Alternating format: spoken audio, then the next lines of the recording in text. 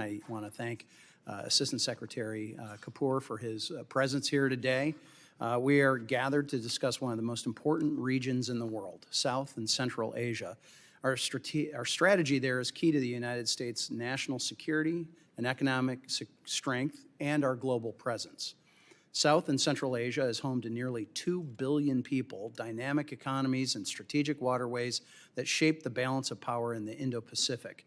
Throughout the region, the President has successfully negotiated deals that open markets and advance U.S. economic interests.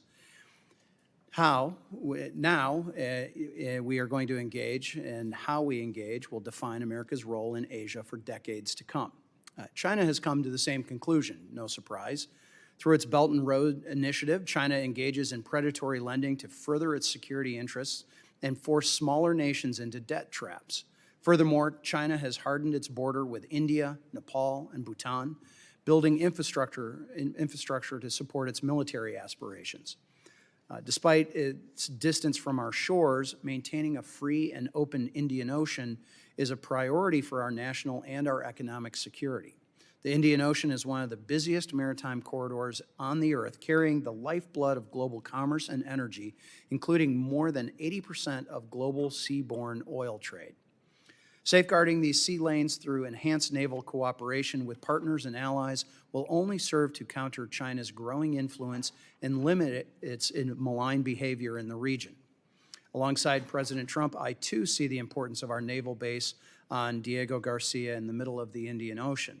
I echo this sentiment that preserving America's military fortitude in the region will deter Chinese coercion, prevent piracy, and ensure the free flow of American and world trade. Directly north of Diego Garcia, India, the largest democracy in the world and one of the fastest growing economies, remains a vital strategic partner. Just last week, President Trump brokered a historic trade deal with India, completely revamping U.S. engagement with the country. The U.S.-India trade deal sets India's tariff rate at 18%, one of the lowest regionally. Moreover, Delhi has agreed to buy more American energy. This deal will strengthen U.S.-India relations, support American workers through manufacturing and joint technology ventures, and boost our exports. Strengthening ties with New Delhi through defense cooperation, trade, and technology partnerships advances our shared interests. I look forward to increasing cooperation, co-production, and investment, especially under the new framework negotiated by the President. Bordering India, Nepal, and Bangladesh are undergoing political transformations.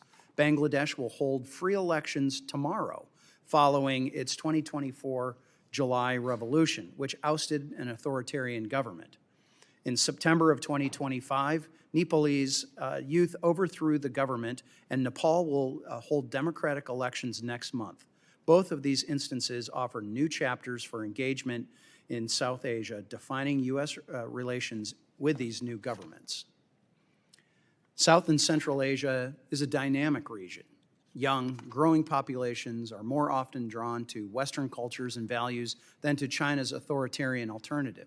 Strategic U.S.-led diplomacy will make a difference in building alliances and achieving our mutual beneficial goals throughout the region. Our strategy in South Asia must be comprehensive, anchored in strong partnerships, economic engagement, and a commitment to democratic values. Our engagement in the region must advance American interests, but also contribute to a more secure, prosperous, and free Indian Ocean. I look forward to hearing from Assistant Secretary Kapoor regarding the administration's South and Central Asia strategy.